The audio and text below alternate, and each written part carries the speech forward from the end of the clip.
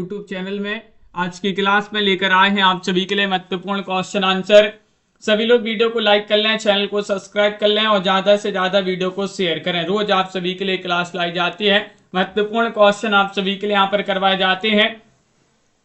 हिंदी साहित्य में 3000 प्रश्न की पीडीएफ जिनके लिए परचेस करना है मात्र 100 रुपए में आप परचेस कर सकते हैं। 9399553966 पर आपके लिए संपर्क करना है। ये पीडीएफ आप सभी के लिए उपलब्ध है, तो नंबर स्क्रीन पर चल रहा है, संपर्क कर सकते हैं। क्वेश्चन आपका आज का यहाँ पर पहला क्वेश्चन दिया गया है, इनकी सी विशुद्ध सरस एवं शक्तिशालिनी ब्रज भाषा लिखने में और कोई कवि सामर्थ्य नहीं हुआ है। आचार्य शुक्ल जी ने 21 कवि के बारे में टिप्पणी की है, 21 कवि के बारे में टिप्पणी की है, बताने आप सभी के लिए चयन करना है कौन सा विकल्प आप सभी का यहाँ पर सही आंसर होगा। देव, ठाकुर, घनानंद या इनमें से कोई नहीं। चयन करिएगा। 131 में आप सभी के लिए यहाँ पर चयन करना है। 131 में आप सभी का यहाँ पर सही आंसर क्या होगा ये बताना है। तो विकल्प नंबर सी आप सभी का यहाँ पर सही आंसर है। घनानंद आप सभी का यहाँ पर सही आंसर है। घनानंद की प्रशंसा करते हुए आचार्य रामचंद्र शुक्ल जी ने हिंदी साहित्य के इतिहास में लिखा है, इनकी से विशुद्ध सरस और शक्तिशाली ब्रजभाषा लिखने में और कभी सामर्थ्य नहीं हुआ है। अगला क्वेश्चन यहाँ पर क्या दिया गया है, क्वेश्चन नंबर 132 है, प्रिंस ऑफ वेल्स की भारत यात्रा का विस्तृत एवं ब्यौरेवार वर्णन युवराज की यात्रा शीर्षक से किसने किया है। 132 में आप सभी के लिए यहाँ पर चयन करना है, बताइए। अतेंद्र जी, प्रमोद जी, दीपक जी, आप सभी का यहाँ पर क्या होगा सही आंसर। 132 में सही आंसर बताना है। प्रिंस ऑफ वेल्स की भारत यात्रा का विस्तृत और ब्यौरेवार वर्णन युवराज की यात्रा शीर्षक से किसने किया है। तो सही आंसर है चंडी प्रसाद से। आप सभी का यहाँ पर सी वाला विकल्प सही आंसर है। सी वाला विकल्प जिन्होंने भी यहाँ पर चयन किया, चंडी प्रसाद से द्वारा 1886 में लिखित युवराज की यात्रा शीर्षक से लिखा, जो खड़ग विलास प्रेस वाकीपुर से प्रकाशित हुआ था। इस रचना में उन्होंने प्रिंस ऑफ वेल्स की भारत यात्रा का जीवंत रूप से चित्रण किया है। अगला क्वेश्चन यहाँ पर देखिएगा। क्वेश्चन आप सभी का यहाँ पर दिया गया है 133, लॉन्जाइनस ने औदात्यता का विवेचन किस ग्रंथ में किया है, बताइए। 133 में आप सभी का यहाँ पर सही आंसर क्या है। 133 में सही आंसर चयन करना है। रामेंद्र जी, धरा जी कि लॉन्जाइनस ने औदात्यता का विवेचन किस ग्रंथ में किया है, वह ग्रंथ आप सभी के लिए बताना है। On the Sublime. On the Sublime आप सभी का यहाँ पर सी वाला जो विकल्प है वह आप सभी का यहाँ पर सही आंसर है। ऑन द सबलाइम आप सभी का यहाँ पर सही आंसर है। पाश्चात्य काव्य शास्त्रीय लॉन्जाइनस ने अपने उदात्त सिद्धांत का विवेचन ऑन द सबलाइम ग्रंथ में किया है। अगला क्वेश्चन यहाँ पर क्या दिया गया, 134 पर क्वेश्चन है, किस पाश्चात्य विचारक ने कला और सहजानुभूति को अभिन्न माना है। 134 में आप सभी के लिए यहाँ पर बताना है, बेनेडिक्ट क्रोचे, आई रिचर्ड्स, स्पिनगार्ड या फिर स्पिनगार्ड है या फिर टी.एस. इलियट है। 134 में आपके लिए बताना है किस पाश्चात्य विचारक ने कला और सहजानुभूति को अभिन्न माना है। तो क्वेश्चन नंबर 134 में आप सभी का यहाँ पर सही आंसर होगा बेनेडिक्ट क्रोचे। आप सभी का यहाँ पर ए वाला विकल्प जो है वह आप सभी का यहाँ पर सही आंसर होगा। क्वेश्चन नंबर आप सभी का यहाँ पर 135 यहाँ पर दिया गया है कि नई समीक्षा के केंद्र में कौन है, ये आप सभी के लिए बताने, कीर्तिकार, कीर्ति, समाज या फिर युगीन परिस्थितियां। क्वेश्चन नंबर 135 में आप सभी के लिए बताने नई समीक्षा के केंद्र में कौन है, चयन करिएगा। महत्वपूर्ण क्वेश्चन यहाँ पर दिया गया है। क्वेश्चन नंबर आप सभी का यहाँ पर दिया गया है 135 और 135 में आप सभी का यहाँ पर सही आंसर क्या है ये चयन करना है आप सभी के लिए। नई समीक्षा के केंद्र में है तो आप सभी का यहाँ पर सही आंसर होगा बी वाला विकल्प यानी कि कीर्ति। कीर्ति आप सभी का यहाँ पर सही आंसर है। बी वाला विकल्प जिन्होंने भी यहाँ पर चयन किया है उनका यहाँ पर सही आंसर है। अगला क्वेश्चन यहाँ पर क्या दिया गया है, क्वेश्चन नंबर 136 है कि वस्तु, घटना, व्यापार, गुण, विशेषता, विचार आदि साकार निराकार पदार्थों और मानस क्रियाओं को कवि किसके द्वारा प्रत्यक्ष और इंद्रिय ग्राह्य बनाता है, मिथक के द्वारा, कल्पना के द्वारा, प्रतीक के द्वारा या फिर बिंब के द्वारा। राजन जी चयन करिएगा। 136 में आप सभी के लिए यहाँ पर चयन करना है। तो 136 में आप सभी का यहाँ पर सही आंसर क्या होगा? 136 में आप सभी का सही आंसर है बिंब के द्वारा। डी वाला विकल्प आप सभी का यहाँ पर सही आंसर है। डी वाला विकल्प जिन्होंने भी चयन किया है उनका यहाँ पर सही आंसर है। प्रतीकवाद की सर्वप्रथम घोषणा करने वाले विचारक कौन थे? बताइए। काव्य शास्त्र से भी क्वेश्चन आपके यहाँ पर दिए गए हैं, कुछ क्वेश्चन होंगे तो बहुत ही महत्वपूर्ण ये भी पूछे जाते हैं, आप सभी के लिए बताना यहाँ पर। तो 137 में आप सभी के लिए सही आंसर चयन करना है। तो 37 में आप सभी का यहाँ पर सही आंसर होगा विकल्प नंबर सी सही आंसर है, जीन मोरे। जीन मोरे आप सभी का यहाँ पर सही आंसर है। अगला क्वेश्चन यहाँ पर छायावाद पुस्तक के लेखक कौन माने जाते हैं? 138 में आप सभी के लिए यहाँ पर चयन करना है।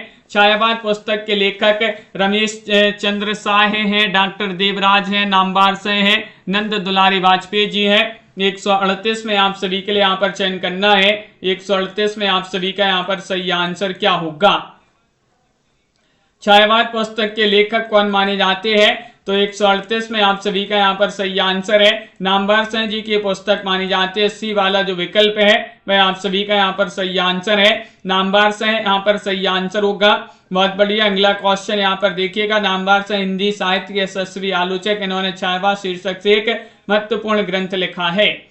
जाति का विनाश पुस्तक के लेखक का नाम बताइएगा। जाति का विनाश क्वेश्चन नंबर 39 में चयन करना है। सुरेंद्र अज्ञात हैं, चंद्रिका प्रसाद जिज्ञासु हैं, कमल भारती हैं, डॉक्टर भीमराव अंबेडकर हैं। बताइएगा, चयन करिएगा। जाति का विनाश पुस्तक के लेखक कौन माने जाते हैं, किन की पुस्तक मानी जाती है, ये आप सभी के लिए यहाँ पर चयन करना। 139वां क्वेश्चन यहाँ पर दिया गया है और डॉक्टर भीमराव अंबेडकर जी जो हैं उन्हीं की पुस्तक मानी जाती है। डी वाला विकल्प आप सभी का यहाँ पर सही आंसर है। भीमराव अंबेडकर द्वारा रचित पुस्तक है जो दलित साहित्य में मार्गदर्शक रही है, ये पुस्तक जाति का विनाश। अगला क्वेश्चन यहाँ पर देखिएगा। क्वेश्चन यहाँ पर क्या दिया गया? 140वां क्वेश्चन है कि सर्वोदय और ट्रस्टीशिप के सिद्धांत किस दर्शन के आधार माने जाते हैं? 140 में चयन करना है। कुलदीप जी, रमेश जी, शिल्पा जी, क्या होगा सही आंसर? 140 में आप सभी के लिए यहां पर चयन करना है। तो 40 में आप सभी का यहाँ पर सही आंसर है गांधीवाद। गांधीवाद आप सभी का यहाँ पर बी वाला जो विकल्प है भाई आप सभी का यहाँ पर सही आंसर है। गांधीवाद के आधार माने जाते हैं, बिल्कुल सही। अगला क्वेश्चन यहाँ पर देखिएगा। धर्म कथा, पुरावृत्य या पुरा कथा के लिए आलोचना की शताब्दी में किस शब्द का प्रयोग किया जाता है? मौखिक, देवकथा, मिथास या फिर मिथक। 141 में आप सभी के लिए चयन करना है। ममता सिंह जी, आप सभी का यहाँ पर सही आंसर है। तो आप सभी का यहाँ पर सही आंसर है। 141 में चयन करना है। हाँ कुलदीप जी, तो आप सभी का यहाँ पर सही आंसर होगा मिथक। आप सभी का यहाँ पर सही आंसर है। डी वाला विकल्प आप सभी का यहाँ पर सही आंसर है। मिथक शब्द का प्रयोग हिंदी आलोचना में धर्म कथा, पुरावृत्त या पुरा कथा के लिए किया जाता है, ये होता है। मिथक शब्द यूनानी के माइथोस, लैटिन के मिथस और जर्मनी के मिथोस का पर्याय है। अगला क्वेश्चन है लिरिकल बैलेट्स से पाश्चात्य काव्य में किस वाद का परिवर्तन होता है? आदर्शवाद, यथार्थवाद, संरचनावाद या फिर स्वच्छंदतावाद।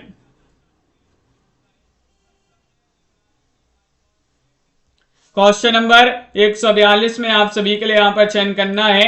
तो 142 में आप सभी का यहाँ पर सही आंसर होगा, क्या होगा सही आंसर? विकल्प नंबर आप सभी का यहाँ पर डी वाला विकल्प सही आंसर है। स्वच्छंदतावाद आप सभी का यहाँ पर सही आंसर है। स्वच्छंदतावाद आप सभी का यहाँ पर सही आंसर होगा।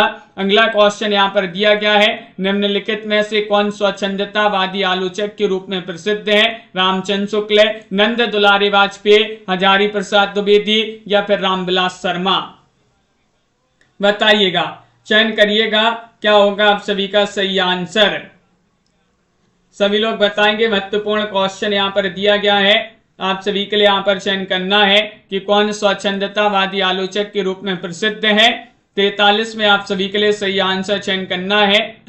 तो नंद दुलारी वाजपेयी, बी वाला विकल्प आप सभी का यहाँ पर सही आंसर है। नंद दुलारी वाजपेयी आप सभी का यहाँ पर सही आंसर होंगे। विकल्प आप सभी का यहाँ पर बी वाला विकल्प सही आंसर है।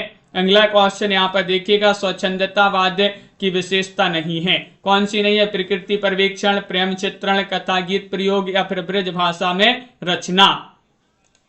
144 में आप सभी के लिए यहाँ पर चयन करना है, स्वच्छंदतावाद की विशेषता नहीं है। कौन सी विशेषता स्वच्छंदतावाद की नहीं है? ये आप सभी के लिए यहाँ पर चयन करना है 144 में। तो आप सभी का यहाँ पर सही आंसर होगा विकल्प नंबर डी, सही आंसर है ब्रज भाषा में रचना। ब्रज भाषा में रचना, ये डी वाला विकल्प आप सभी का यहाँ पर सही आंसर है। स्वच्छंदतावादी काव्य वह काव्य जिसमें उस भावुकतामय जीवन की प्रधानता हो जो कल्पना की दृष्टि से उद्दीप्त अथवा निर्दिष्ट हुआ हो और जिसमें स्वयं कवि की आत्मा इस कल्पना दृष्टि को सशक्त बनाती एवं निर्देश करती रहती हो। तो बिल्कुल सही आंसर है आप सभी का यहाँ पर डी वाला जो विकल्प है वह आप सभी का यहाँ पर सही आंसर होगा। अगला क्वेश्चन यहाँ पर क्या दिया गया है, निम्नलिखित में से कौन सा कथन स्वच्छंदतावाद की विशेषता नहीं है? ये आप सभी के लिए यहाँ पर चयन करना है, बताइएगा। ग्राह्य भावावेग पर बल, कल्पना व्यापार का महत्व, व्यक्ति स्वातंत्र्य पर बल या फिर मानवतावादी जीवन दृष्टि पर बल। चयन करिएगा, क्या होगा आप सभी का सही आंसर। कौन सा कथन स्वच्छंदतावाद की विशेषता नहीं है? नहीं बताना। 45 में आप सभी का यहाँ पर सही आंसर है कल्पना व्यापार का महत्व, बी वाला विकल्प यहाँ पर सही आंसर है। बी वाला विकल्प आप सभी का यहाँ पर सही आंसर होगा। अगला क्वेश्चन यहाँ पर देखते हैं। क्वेश्चन यहाँ पर क्या दिया गया, हालावाद के प्रतिष्ठित कवि कौन माने जाते हैं? नरेश मेहता है, हरिवंश राय बच्चन है, अमिताभ बच्चन है या फिर धूमिल है? बताइए। क्वेश्चन नंबर 146 में आप सभी के लिए यहाँ पर चयन करना है। 140 में हालावाद के प्रतिष्ठित कवि आप सभी के लिए यहाँ पर चयन करना है। तो हरिवंश राय बच्चन आप सभी का यहाँ पर बी वाला विकल्प आप सभी का यहाँ पर सही आंसर है। बिल्कुल सही, बहुत बढ़िया। इनकी रचना यहाँ पर दी गई है। हरिवंश राय बच्चन जी की काव्य रचनाएं हैं तेराहार, मधुशाला, मधुबाला, मधुकलश, निशा निमंत्रण, एकांत संगीत, मिलन्यामिनी, जाल समेटा, इन्हीं की रचनाएं बच्चन जी की। नरेश मेहता की रचना यहाँ पर दी गई है, जैसे संशय की एक रात, महाप्रस्थान, प्रभात पर्व, सबरी, उत्सवा और अरंड्या। और धूमिल की रचना यहाँ पर दी गई है, संसद से सड़क तक, कल सुनना मुझे, सुदामा पांडे का प्रजातंत्र और बांसुरी जल गई। ये धूमिल की रचनाएं मानी जाती है जो कि पूछी जाती है। निम्नलिखित में से कौन नवगीत के प्रसिद्ध नायक कवि हैं? 147 में आप सभी के लिए चयन करना, वीरेंद्र मिश्र, दुष्यंत कुमार, भवानी प्रसाद मिश्र, सर्वेश्वर दयाल सक्सेना। 147 में बताइएगा। नवगीत के प्रसिद्ध नायक कवि आप सभी के लिए यहाँ पर चयन करना है, कौन माने जाते हैं? 147 में आप सभी के लिए यहाँ पर चयन करना है। तो आप सभी का यहाँ पर सही आंसर होगा ये वाला विकल्प आप सभी का सही आंसर है। वीरेंद्र मिश्र जी जो है वह नवगीत के प्रसिद्ध नायक कवि माने जाते हैं। बिल्कुल सही आंसर आप सभी लोगों ने ये वाला विकल्प जिन्होंने भी यहाँ पर चयन किया है उनका यहाँ पर सही आंसर है। अगला क्वेश्चन यहाँ पर दिया गया है, काव्य मानव के आंतरिक कार्य व्यापारों की अनुकृति है, यह कथन किसका है? बताइए। अरस्तु, प्लेटो, लॉन्जाइनस या फिर आई.ए. रिचर्ड्स। क्वेश्चन नंबर आप सभी का 148 यहाँ पर दिया गया है, काव्य मानव के आंतरिक कार्य व्यापारों की अनुकृति है, यह कथन किसका माना जाता है? 148 में आप सभी के लिए यहाँ पर चयन करना है। तो आप सभी का यहाँ पर सही आंसर अरस्तु जी जो है उन्हीं का ये कथन माना जाता है। ये वाला विकल्प आप सभी का यहाँ पर सही आंसर होंगे। अरस्तु आप सभी का यहाँ पर सही आंसर है। अगला क्वेश्चन यहाँ पर देखते हैं। 49वां क्वेश्चन यहाँ पर दिया गया, हिंदी के काव्य भाषा परक समीक्षक का नाम क्या है? क्वेश्चन नंबर 49 में आप सभी के लिए सही आंसर चयन करना है, बताइएगा। विजय देव नारायण शाही, डॉक्टर रघुवंश, नेमीचंद्र जैन, रामस्वरूप चतुर्वेदी। 149 में आप सभी के लिए यहाँ पर चयन करना है, कौन सा विकल्प आप सभी का यहाँ पर सही आंसर होगा? हिंदी के काव्य भाषा परक समीक्षक का नाम आप सभी के लिए बताना है, कौन माने जाते हैं? तो 49 में डी वाला विकल्प आप सभी का सही आंसर है, रामस्वरूप चतुर्वेदी। डी वाला विकल्प आपका सही आंसर है, राम स्वरूप चतुर्वेदी के अनुसार काव्य भाषा वह है जो काव्य के परंपरागत भेदक लक्षण तुक छंद अलंकार लय रस आदि के विलुप्त हो जाने के बाद शेष रह जाती है। अगला क्वेश्चन यहाँ पर देखिएगा, क्वेश्चन आप सभी का 150 नानक दर्शन का सार तत्व है आस दीवार या फिर आस दीवार या रहीरास सोहिला या फिर जपूजी। 150 में चयन करना है, बताइए। 150 में नानक दर्शन का सार तत्व तो आप सभी के लिए यहाँ पर बताना है। तो 150 में आप सभी का यहाँ पर सही आंसर क्या होगा, 4 विकल्प यहाँ पर दिए गए हैं। 150 में सही आंसर बताना है तो जपूजी आप सभी का यहाँ पर सही आंसर है। डी वाला विकल्प आप सभी का यहाँ पर सही आंसर होगा, जपूजी आप सभी का यहाँ पर सही आंसर है। अगला क्वेश्चन यहाँ पर देखिएगा, नानक के अनेक पदों की रचना की, नानक ने अनेक पदों की रचना की है जो ग्रंथ साहिब में संकलित है और जपूजी नानक के दर्शन का सार तत्व है। अगला क्वेश्चन यहाँ पर दिया गया है, क्वेश्चन नंबर आप सभी का यहाँ पर 51, तुलसीदास जी जो है किस दार्शनिक मत के भक्त कवि थे। 151 में चयन करना है, अद्वैतवाद, शुद्धाद्वैतवाद, द्वैतवाद, विशिष्टाद्वैतवाद। सभी लोग जल्दी से एक बार शेयर कर दीजिएगा। क्वेश्चन नंबर यहाँ पर 51 दिया गया है, 51 में आप सभी का सही आंसर क्या होगा। तुलसीदास जी किस दार्शनिक मत के भक्त कवि थे, ये बताना है। तो आप सभी का यहाँ पर सही आंसर है विशिष्टाद्वैतवाद। विशिष्टाद्वैतवाद आप सभी का यहाँ पर डी वाला जो विकल्प है वह आप सभी का यहाँ पर सही आंसर होगा। डी वाला विकल्प आप सभी का यहाँ पर सही आंसर है। बहुत बढ़िया। नावादास इन्हें भक्ति काल का सुमेरु कहते हैं। विशिष्ट स्मित इन्हें अकबर से भी महान एवं अपनी युग का महापुरुष कहते हैं तुलसीदास जी को। चतुर्सेन शास्त्री ने धर्मध्वज कहते हैं किनको, तुलसीदास जी को। जॉर्ज ग्रेसन ने बुद्ध देव के बाद भारत के सबसे बड़े लोकनायक इन्हें कहा है। हजारी प्रसाद द्विवेदी इन्हें काव्य समन्वयक मानते हैं किनको, तुलसीदास जी को।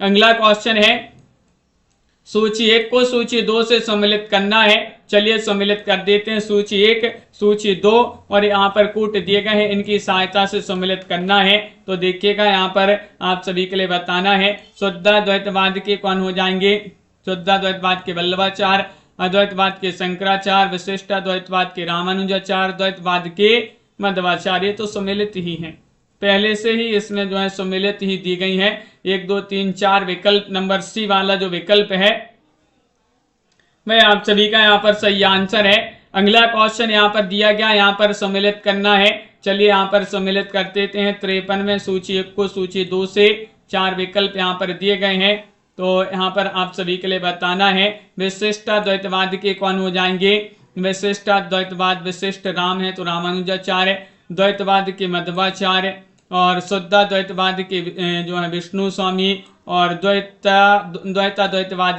के हो जाएंगे निम्बारिकाचार्य। इस प्रकार जो है यहाँ पर सम्मिलित किए गए हैं। डी वाला विकल्प होगा यहाँ पर सही आंसर।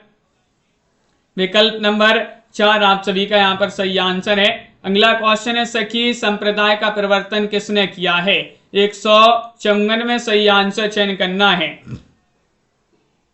कौन सा विकल्प आप सभी का यहाँ पर सही आंसर है, चयन करिएगा।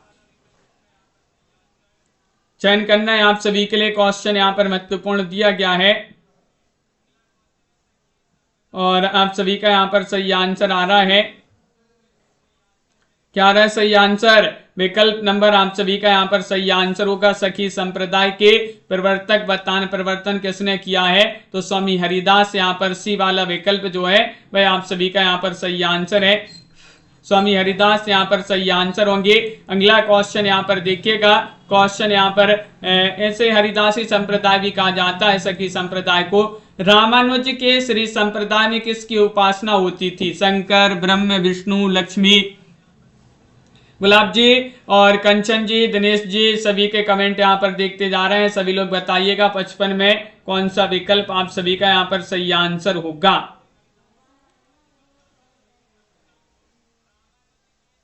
बताइएगा, चयन करिएगा। रामानुज के श्री संप्रदाय में किसकी उपासना होती थी, तो आप सभी का सी सही आंसर है। विष्णु आप सभी का यहाँ पर सी वाला विकल्प सही आंसर होगा। विष्णु आप सभी का सही आंसर है। बिल्कुल सही। श्री संप्रदाय वैष्णव धर्म के 4 संप्रदायों में से एक है। श्री संप्रदाय को रामानुज मत के नाम से भी जाना जाता है। गौड़ीय संप्रदाय के प्रवर्तक आचार्य कौन थे, बताइएगा।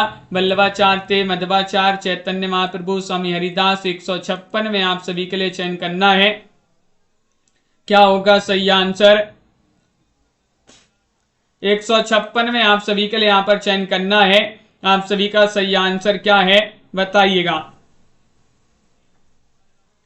गौड़ीय संप्रदाय के प्रवर्तक आचार्य आप सभी के लिए यहां पर चयन करना है, तो चैतन्य महाप्रभु आप सभी का यहां पर सी वाला जो विकल्प है वह आप सभी का यहां पर सही आंसर है। चैतन्य महाप्रभु आप सभी का यहां पर सही आंसर होंगे।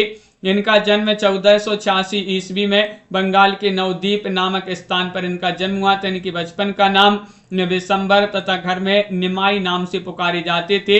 रूप और सौंदर्य के कारण इन्हें गौर या गौरांग नाम से भी जो है जाना जाता है। और चैतन्य चरितामृत में विशंबर के संन्यास का वर्णन किया गया है। दीक्षा गुरु केशव भारती ने उनका नाम बदलकर कृष्ण चैतन्य रखा। इनमें से कौन सा जोड़ा सही है, सही बताना है। श्री संप्रदाय के मध्वाचार्य हो जाएंगे, रुद्र संप्रदाय के विष्णु स्वामी, सनकादि संप्रदाय के श्रीहित जी, या फिर राधा वल्लभ संप्रदाय के निम्बारिकाचार्य। 157 में चयन करिएगा। संगीता जी क्या होगा सही आंसर, कौन सा जोड़ा सही है। सही जोड़ा आप सभी के लिए यहां पर चयन करना है।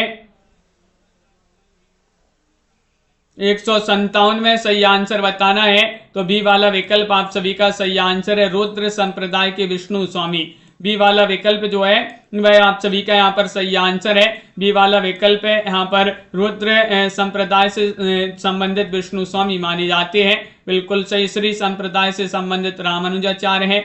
राधा वल्लभ संप्रदाय के प्रवर्तक आचार्य हित हरिवंश माने जाते हैं। कविता के लिए खड़ी बोली के पक्ष में आंदोलन की शुरुआत की है किन्होंने, बताइए। प्रेमगन ने, भारतेंदु ने, जगन्नाथ दास रत्नाकर ने, या फिर अयोध्या प्रसाद खत्री ने। धाकड़ जी, अंजू जी क्या होगा सही आंसर।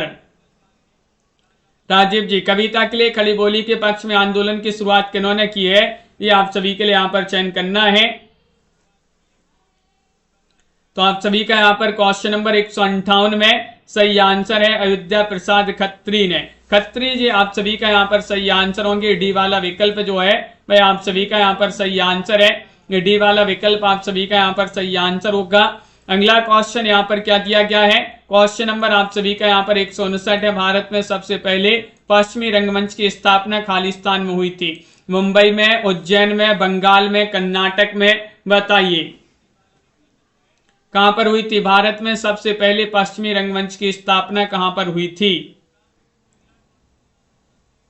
59वां क्वेश्चन यहां पर दिया गया है। 59 में यहां पर सही आंसर चयन करना है, तो विकल्प नंबर आप सभी का यहां पर सी सही आंसर होगा। बंगाल आप सभी का यहां पर सही आंसर है। बंगाल आप सभी का यहां पर सही आंसर होगा। पारसी व्यवसायियों ने सर्वप्रथम नए रंगमंच का आयोजन किया।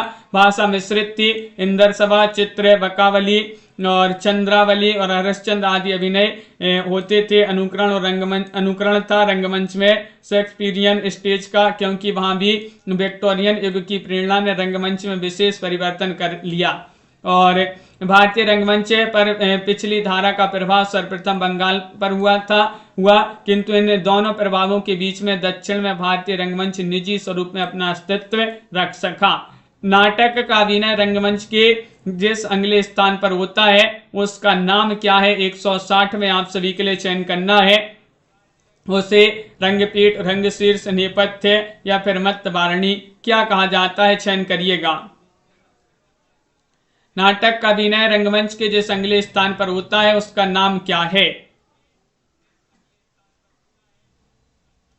160 में आप सभी के लिए यहां पर चयन करना है, तो 160 में आप सभी का सही आंसर होगा, बताइएगा, चयन करिएगा। क्वेश्चन महत्वपूर्ण है। रंगपीठ आप सभी का यहाँ पर सही आंसर होगा। ये वाला विकल्प जो है वह आप सभी का यहाँ पर सही आंसर है।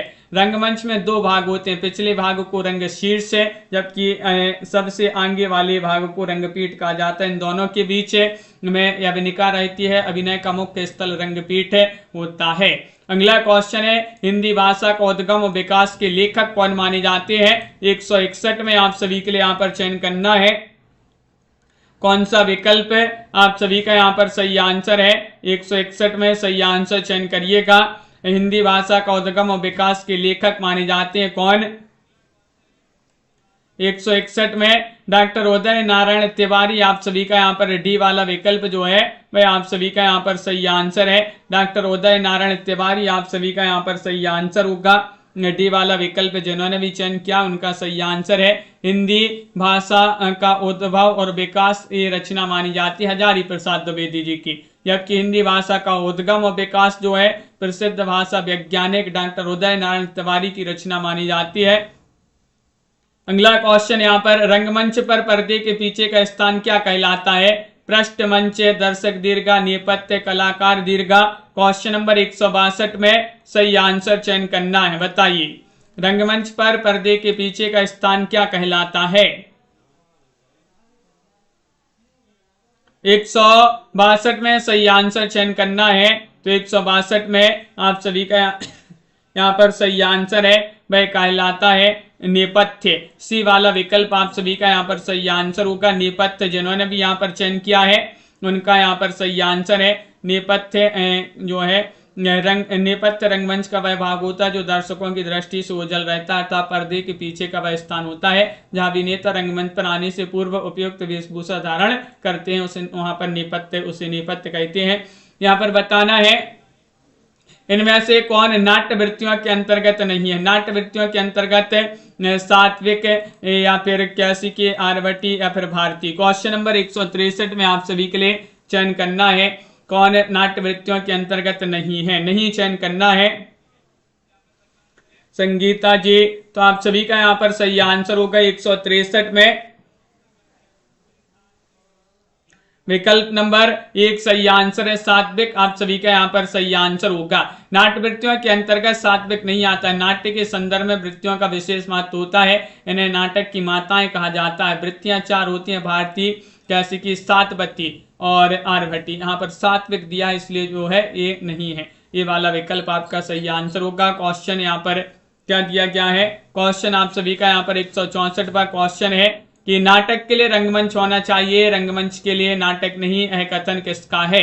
क्वेश्चन नंबर 164 में आप सभी के लिए बताना है, बताइएगा, चयन करिएगा। क्वेश्चन यहाँ पर दिया गया है 164 और आप सभी का यहाँ पर सही आंसर क्या होगा। नाटक के लिए रंगमंच होना चाहिए, रंगमंच के लिए नाटक नहीं। ये कथन आप सभी के लिए यहाँ पर बताने किनका कथन माना जाता है।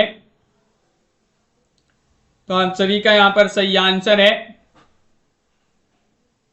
ये कथन माना जाता है जयशंकर प्रसाद जी का। डी वाला विकल्प आप सभी का यहाँ पर सही आंसर है। जयशंकर प्रसाद आप सभी का यहाँ पर सही आंसर होंगे।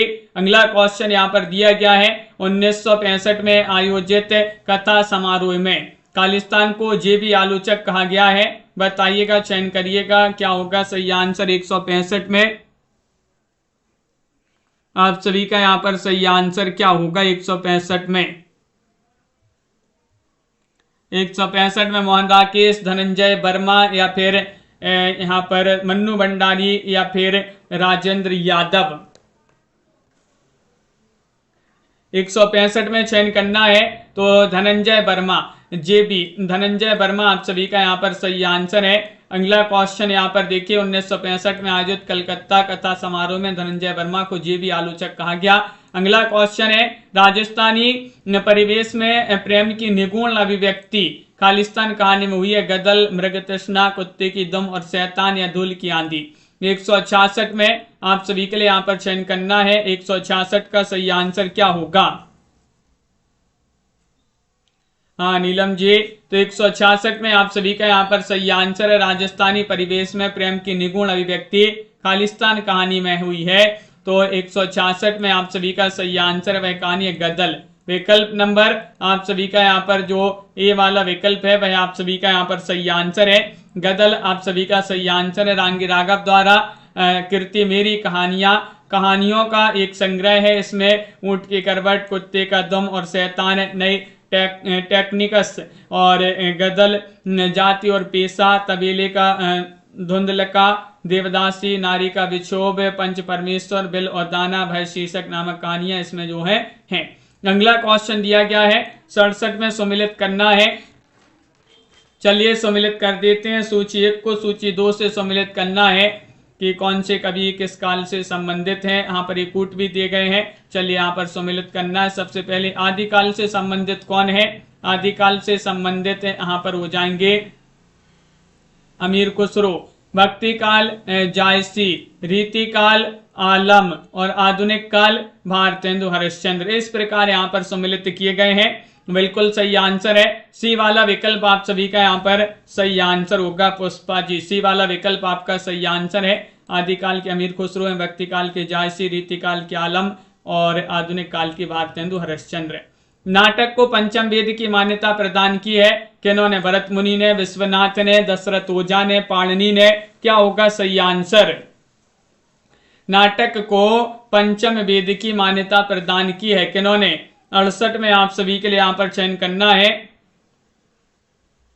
और 68 में आप सभी का सही आंसर है भरत मुनि ने। किन्होंने?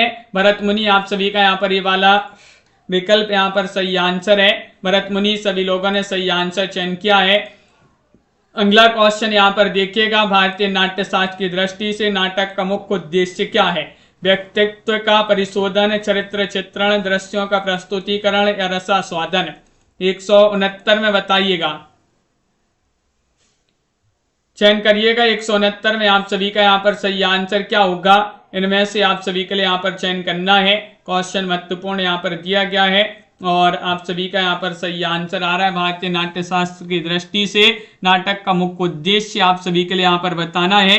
तो नाटक का मुख्य उद्देश्य रसास्वादन। विकल्प नंबर डी वाला विकल्प आप सभी का यहाँ पर सही आंसर है।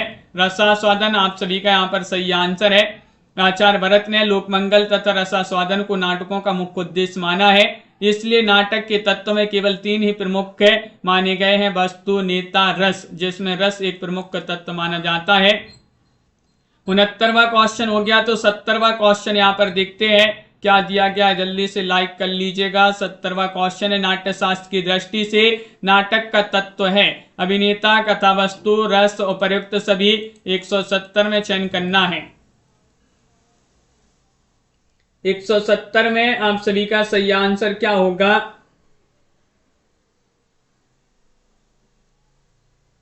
तो आप सभी का यहाँ पर सही आंसर है नाट्य शास्त्र की दृष्टि से नाटक का तत्व आप सभी के लिए यहाँ पर बताना है। तो विकल्प नंबर डी आप सभी का यहाँ पर सही आंसर है। उपर्युक्त सभी आप सभी का यहाँ पर सही आंसर होंगे। डी वाला विकल्प है जिन्होंने भी यहाँ पर चयन किया है उनका सही आंसर है। अगला क्वेश्चन है, खंड काव्य की परिभाषा आप सभी के लिए बताना है। बताइएगा, किसी आदर्श पुरुष के जीवन के एक विशिष्ट अंश की मार्मिक कथा प्रस्तुति, किसी आदर्श पुरुष के संपूर्ण जीवन की कथा प्रस्तुति, किसी मनुष्य के जीवन की काल्पनिक गद्य रचना या फिर पूर्ण नाट्य की रचना जिसमें मानव जीवन के किसी एक पक्ष की अभिव्यक्ति हो। 171 में आप सभी के लिए यहाँ पर चयन करना है। बताइए ममता जी, प्रेमचंद्र जी, क्या होगा सही आंसर? खंड काव्य की परिभाषा बताना है। तो किसी आदर्श पुरुष के जीवन के एक विशिष्ट अंश की मार्मिक कथा प्रस्तुति खंड काव्य की परिभाषा हो जाएगी। ये वाला विकल्प आप सभी का यहाँ पर सही आंसर है। बहुत बढ़िया, सभी लोगों ने सही आंसर चयन किया है। आगरा स्कूल बुक सोसाइटी की स्थापना हुई थी, कब हुई थी? 172 में आप सभी के लिए यहाँ पर चयन करना है। 1733, 1780, 1833, 1880। 172 में आप सभी के लिए यहाँ पर चयन करना है। क्या होगा सही answer? Agra school book society की स्थापना किस वर्ष हुई थी?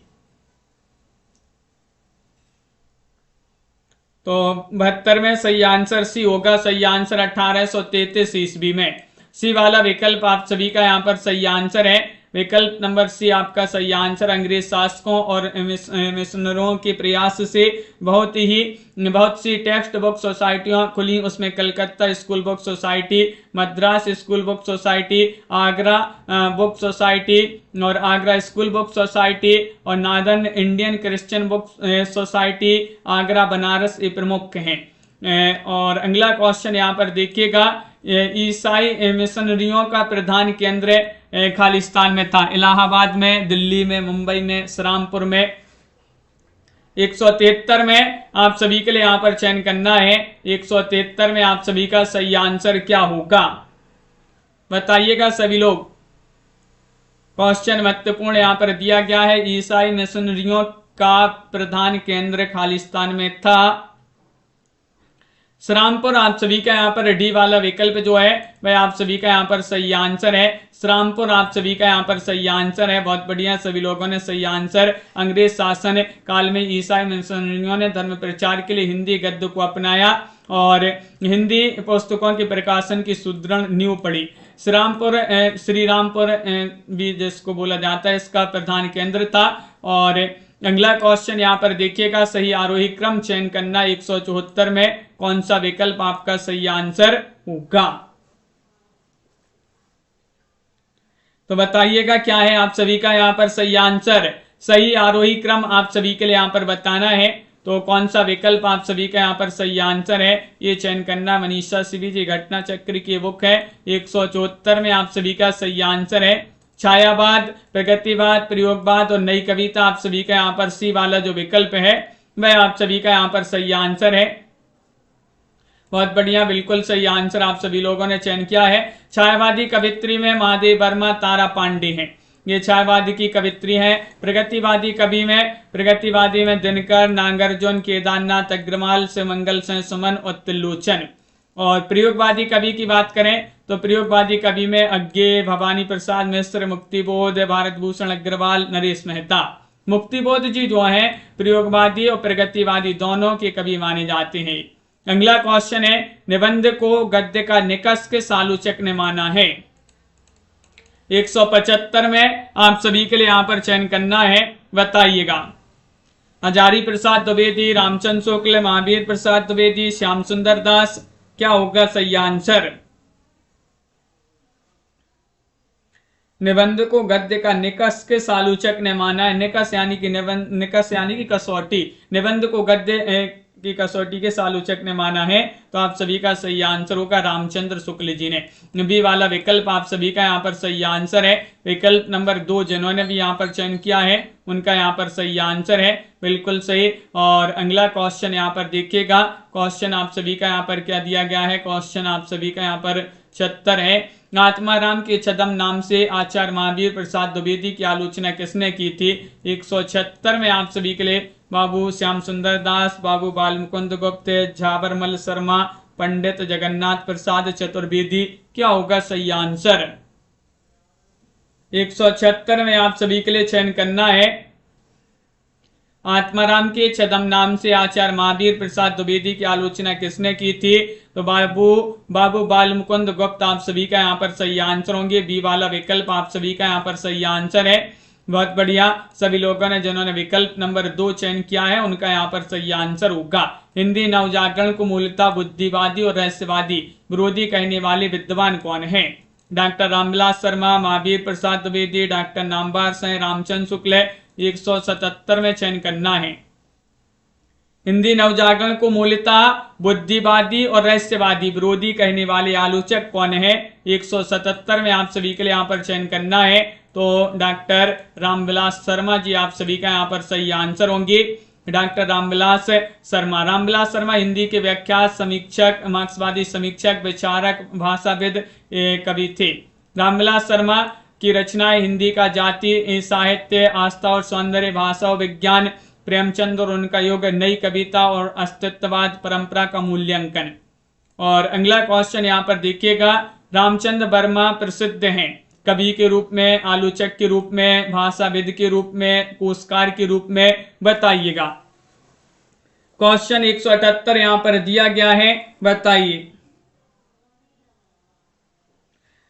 और आप सभी के लिए यहाँ पर इसका आंसर कमेंट में ही बताने। आज का चैलेंज प्रश्न होगा जो रामचंद्र वर्मा जी जो है ये प्रसिद्ध हैं, किस रूप में प्रसिद्ध हैं, आंसर कमेंट में जरूर लिखिएगा। आज के वीडियो में बस इतना ही। सभी लोग वीडियो को लाइक कर लीजिएगा। बहुत सारे लोगों ने वीडियो को लाइक नहीं किया, जल्दी से लाइक और शेयर कर दीजिएगा।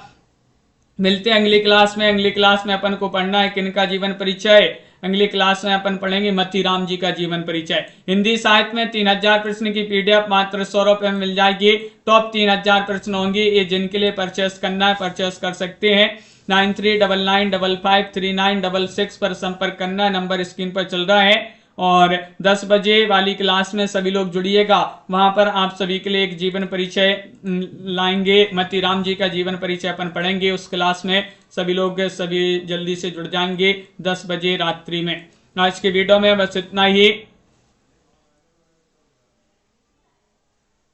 और मिलते हैं अगली क्लास में महत्वपूर्ण क्वेश्चन आंसर के साथ।